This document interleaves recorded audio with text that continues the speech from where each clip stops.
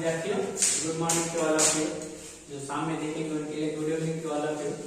चलिए, जैसे कि पिछले वीडियो में हमने भौतिक विज्ञान क्लास 10वीं जो इंट्रोडक्शन चैप्टर हम लोगों ने इंट्रोड्यूस किया था, ठीक है। उसमें जो आपका फर्स्ट चैप्टर था वो क्या था? प्रकाश का परावर्तन एवं अपरावर्तन, ठीक है। तो हमने क्या किया कि पिछले क्लास में हमने आप लोगों को बताया था कि आप इस चैप्टर को रीडिंग करके रखिएगा, जो नहीं किया हो तो वो करिएगा, ठीक है। अब हम लोग यहाँ से क्या करते हैं कि इस चैप्टर में हमें क्या पढ़ना है, हम लोग उस पॉइंट को जानेंगे, क्योंकि ये बहुत इंपॉर्टेंट हो जाता है जानने का। एक रोचक तथ्य होते हैं, टॉपिक जानने से आपको प्रॉफिट का होता है, सो मैं बताता हूँ, ठीक है। अगर हम लोग टॉपिक जाने तो क्या होगा कि हम लोग को इंटरेस्ट जागता है इस चैप्टर को पढ़ने का, इसकी घटनाओं को जानने का, वो सोच आपको जागे, ठीक है। और इंटरेस्ट हो जाता है चैप्टर को पढ़ने की, रुचि होती है कि अगला वीडियो क्या आने वाला है, ठीक है। अब यहाँ से देखो हम लोग डिस्कस करेंगे इस चैप्टर में। आप लोग पिछले क्लास में इसको पढ़े होंगे, 8 में भी पढ़े होंगे कि लाइट क्या होता है, प्रकाश क्या होता है, प्रकाश का नियम पढ़े थे, समतल दर्पण का। तो पहला पॉइंट है वो प्रकाश का, स्मॉल इंट्रोडक्शन यहाँ पे दिया जाएगा। उसके बाद जो दूसरा टॉपिक है प्रकाश का परावर्तन, इसमें हम लोग पढ़ेंगे प्रकाश के परावर्तन क्या होती है और इसके नियम, इसके 2 नियम होते हैं, ठीक है। उसके बाद आ जाएगा गोलीय दर्पण। गोलीय दर्पण में इस पॉइंट में हम लोग पढ़ेंगे 2 टॉपिक, एक होगा अवतल दर्पण और एक होगा उत्तल दर्पण, ठीक है। ये गोलीय दर्पण इसलिए कहा जाता है क्योंकि ये दर्पण होता है, एक गोले का भाग होता है, यहाँ पे इसलिए इसको गोलीय दर्पण कहा गया। गोलीय दर्पण में 2 तरह के दर्पण होते हैं, एक होता है अवतल दर्पण और एक होता है उत्तल दर्पण। उसके बाद चिन्ह परिपाटी क्या पढ़ाया जाएगा? चिन्ह परिपाटी। चिन्ह परिपाटी क्या होता है ध्यान दीजिएगा। जैसे कि आप लोग चतुर्थांश के बारे में मैथ में जानकारी होगी तो आप लोग देखे होंगे ये जो एक्सिस दिखाया जाता है, ठीक है, इसको हम लोग क्या कहते हैं? एक्स एक्सिस, और this is called Y axis, है ना। क्या होता है? वाई एक्सिस होता है। तो यहां से क्या होगा, ये जो चिन्ह परिपाटी होती है कि इस साइड में क्या होता है? पॉजिटिव, इस साइड में एक्स का नेगेटिव, डाउन में क्या होता है? y का नेगेटिव, और अप में क्या होता है? y का पॉजिटिव। तो आपका जो दर्पण होगा, ठीक है, अब दर्पण को हम लोग यहाँ पे फेस करते हैं और सेम चिन्ह परिपाटी वहां पे आपको दिखाया जाएगा। जब हम इस टॉपिक पे डिस्कस करेंगे ब्रीफली आपको बताया जाएगा, बहुत इजी और इंटरेस्टिंग पॉइंट बनेगा। उसके बाद किरण आरेख एवं प्रतिबिंब का बनना, most important topic, very very important, ठीक है। इससे आपके एग्जाम में ना 3 मार्क्स का एक क्वेश्चन कैरी करता है। क्या आता है एग्जाम में? क्वेश्चन बहुत ध्यान दीजिएगा, एग्जाम में आपसे पूछा जाएगा यदि किसी बीम को, ठीक है, दर्पण के किस आगे और कितनी दूरी पे रखा जाए उसका प्रतिबिंब कहाँ बनेगा, ये हम लोग इस पॉइंट में सीखेंगे। और किरण आरेख क्या होता है कि मान लो आपका एक दर्पण रहा होगा, जैसे कि ये देखिए ये गोलीय दर्पण बनाया गया, ठीक है, क्या बनाया जा रहा है? एक गोलीय दर्पण बनाया गया, ठीक है। अब यहाँ से किरण आरेख का जो नियम होता है, अगर वो नियम हम लोग सीख जाएंगे ना, उसके बाद प्रतिबिंब बनाना बहुत इजी हो जाएगा, ठीक है। उसके बाद मोस्ट इंपॉर्टेंट चीज है दर्पण सूत्र। जैसे आपको पिछला वीडियो में बताया गया होगा कि दर्पण सूत्र कितने मार्क्स के लिए आता है? 5 मार्क्स। कितना मार्क्स के लिए होता है? 5 मार्क्स, ठीक है। बहुत इंपॉर्टेंट टॉपिक है ये और बहुत इजी सा है, ठीक है। अगर आप लोग समरूपता का नियम पढ़े होंगे तो इस पॉइंट को समझना बहुत इजी हो जाता है। उसके बाद ये सारी जो घटनाएं थी ना, यहाँ से आपको ये जो पढ़ाया गया दर्पण सूत्र तक, ये सभी परावर्तन का घटना था। किसका घटना था? परावर्तन का। उसके बाद यहाँ से जैसे देखेंगे अपवर्तन की कुछ घटनाएं, तो प्रकाश का अपवर्तन क्या होता है, ठीक है। उसके बाद अपवर्तन में क्या पढ़ते हैं हम लोग? जस्ट लाइक, जैसे कि एक लाइट आपका जो आता है, जब एक माध्यम से लाइट क्या होगा, एक माध्यम से दूसरे माध्यम में प्रवेश करती है तो अपने पथ से मुड़ जाती है ना। उसी घटना को हम लोग क्या कहते हैं? प्रकाश का परावर्तन, रिफ्रैक्शन ऑफ लाइट। क्या बोलते हैं? Refraction of light. इसी में पढ़ा जाएगा अपरावर्तनांक, रिफ्रैक्टिव इंडेक्स, कि किस लाइट को मान लो एक जो मीडियम होगा, ठीक है। देखो हम लोग एक छोटा सा फिगर को डिस्कस करते हैं कि वो मीडियम क्या हो सकता है। देखो ये एक मीडियम मानेंगे, सपोज करो इधर आपका एयर होगा, हवा होगा, और इधर आपका क्या होगा? वाटर होगा, पानी होगा। क्या होगा? H2O, वाटर होगा, है ना। अब देखो जैसे हमने इस लाइट रे को इधर से क्रॉस कराया तो ये लाइट रे क्या होगा? थोड़ा सा बेंड हो जाएगा, क्या हो जाएगा? बेंड हो जाएगा। ये पॉइंट का अपवर्तन में रिफ्रैक्टिव इंडेक्स। इसी का घटना, प्रकाश का अपवर्तन कहीं घटना है लेंस के द्वारा प्रतिबिंब का बनना और लेंस सूत्र। लेंस भी कितने तरह के होते हैं? दो तरह का होता है। क्या क्या होता है? उत्तल लेंस और अवतल लेंस। देखो स्टूडेंट, यहाँ से ना बहुत बड़ा कंफ्यूजन क्रिएट होगा कि दर्पण और लेंस दोनों टॉपिक जो होती है, ठीक है, दर्पण और लेंस दोनों टॉपिक क्या होता है? सेम है, एकदम डिटो कॉपी, ठीक है, दोनों एक दूसरे का कॉपी। लेकिन इसका जो उत्तल दर्पण का प्रॉपर्टी होगा, इसका अवतल लेंस का होगा, और ये जो अवतल दर्पण होगा ये उत्तल लेंस का होता है। ठीक है, ये जो चैप्टर है बहुत कंपेयर करके चैप्टर को पढ़ा जाता है। ठीक, उसके बाद जो किरण आरेख हम लोग दर्पण में पढ़ेंगे वही किरण आरेख हम लोग लेंस में भी पढ़ेंगे। ठीक है, और चिन्ह परिपाटी भी बिल्कुल सेम होती है। इसीलिए मैं कह रहा हूँ कि दर्पण को बहुत क्लियरली पढ़ा जाए तो लेंस आप सेल्फ स्टडी के माध्यम से भी बहुत अच्छे तरीके से समझ सकते हैं। अब हम लोग देखेंगे कि लेंस द्वारा भी प्रतिबिंब कैसे बनता है। देखो लेंस का अगर आप फिगर देखना चाहते होंगे तो बहुत ही इंटरेस्टिंग फिगर है। ये हो गया आपका एक लेंस का फिगर, और ये दो तरह का लेंस होता है, एक है उत्तल लेंस और एक है अवतल लेंस, कॉन्केव लेंस और कॉन्वेक्स लेंस। उसके बाद इसमें जानेंगे हम लोग लेंस सूत्र। क्या जानेंगे? लेंस सूत्र सेम होता है। दर्पण सूत्र क्या होता है सो मैं दिखाता हूँ आपको, फिर आपको ब्रीफली दिखाया जाएगा। दर्पण सूत्र होता है 1/b + 1/u = 1/f। u f क्या है आपको सारा कुछ बता दिया जाएगा। और इसी का अपोजिट आप लोगों को मैं दिखाता हूँ कि लेंस सूत्र क्या होता है, इसके बारे में जानेंगे। लेंस सूत्र जैसे इसका अपोजिट है, यहाँ पे प्लस का साइन आपको देखा जा रहा है, लेंस सूत्र में क्या होगा? माइनस का साइन। क्या हो जाएगा फिर? चलो मेरे साथ बोलो, क्या होगा? 1/b - 1/u = 1/f। वीडियो देखते देखते आप मेरे साथ रिपीट भी कीजिएगा ताकि आप अच्छे तरीके से क्लास खत्म होते होते आपको सारा कुछ याद हो जाएगा। बस आप हमारे यूट्यूब चैनल के साथ जुड़े रहें, ठीक है, बिल्कुल फ्री ऑफ कॉस्ट रहें दोस्तों। आप लोगों से कभी भी किसी भी प्रकार की कीमत का डिमांड नहीं किया जाएगा, ठीक है। अब हम लोग यहाँ से फिर देखेंगे आवर्धन। क्या देखेंगे? आवर्धन। लेंस का भी आवर्धन देखेगा, दर्पण का आवर्धन में क्या इमेज का कंपेयर किया जाता है कि आपका जो बीम बना, बीम क्या होता है? बीम क्या होता है? वस्तु।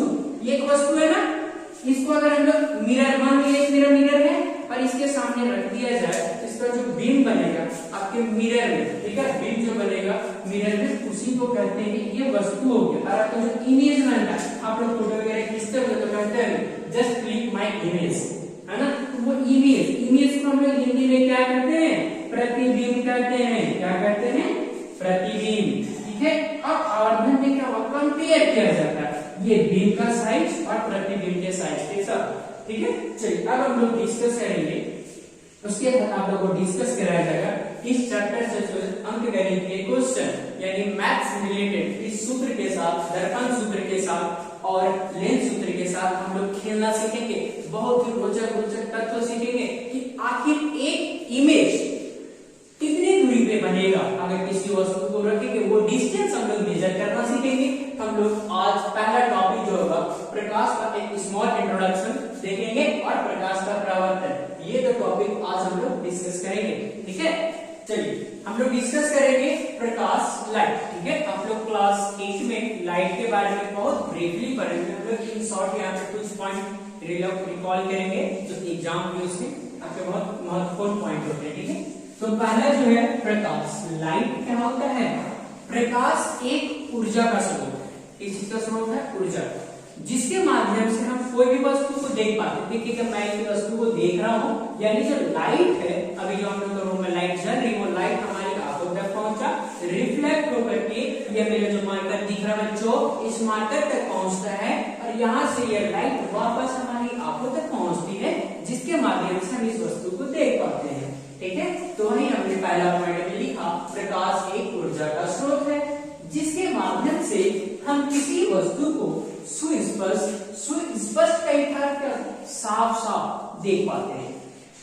प्रकाश एक सीधी रेखा में गमन करती है और गमन हेतु किसी भी माध्यम की आवश्यकता नहीं होता। जैसे हम लोग गमन करते हैं, हमारे एक स्थान से दूसरे स्थान जाने के लिए हमें चलते जाना पड़ता है, तो बाइक वगैरह से जाने से, किसी ट्रांसपोर्टिंग का सपोर्ट लेते हैं, लेकिन लाइट यूनिट प्रकाश को गमन करने हेतु किसी भी माध्यम की आवश्यकता नहीं पड़ती है। उसके बाद देखिएगा कि निर्वात में प्रकाश की चाल। निर्वात करने का क्या मतलब है, सोचो क्या मीनिंग होगा इस निर्वात का। निर्वात करने का मतलब है वैक्यूम, जहां पे कोई हवा नहीं होगा, कोई भी माध्यम नहीं होगी इस लाइट को डिस्टर्ब करने के लिए, ठीक है। तो वहां पे लिखा है वही, तो उसी का अर्थ होता है निर्वात, ठीक। जैसे कि आप लोग केमिस्ट्री का प्रैक्टिकल करते हुए ट्यूब दिया जाता होगा, है ना, वहां पे किसी भी प्रकार का कोई एयर नहीं होता है जो लाइट को डिस्टर्ब कर सके, उसी को कहा जाता है निर्वात। तो निर्वात में प्रकाश की चाल, निर्वात को हिंदी में कहते हैं वैक्यूम। क्या होता है 3 × 10⁸ मीटर पर सेकेंड। मीटर पर सेकेंड लिखा गया है, इसका एक और आप सैंपल लिख सकते हैं। वो सैंपल क्या लिख सकते हैं, देखिए ध्यान देना, वो लिखा जा सकता है मीटर पर सेकेंड पावर में -1, ठीक है। अब यहाँ से देखिएगा कि अगला जो टॉपिक होता है प्रकाश का जो स्मॉल इंट्रोडक्शन था, जो टॉपिक था वो जानिए। इसके बाद आप लोग थोड़ा रिकॉल कीजिएगा, तो प्रकाश से ब्रीफली चीजें जान जाइए। किसी भी प्रकार का कोई दुविधा होगा तो आप कमेंट कीजिए, तुरंत आपको वीडियो आपका कमेंट कर आपके सवाल का जवाब दिया जाएगा।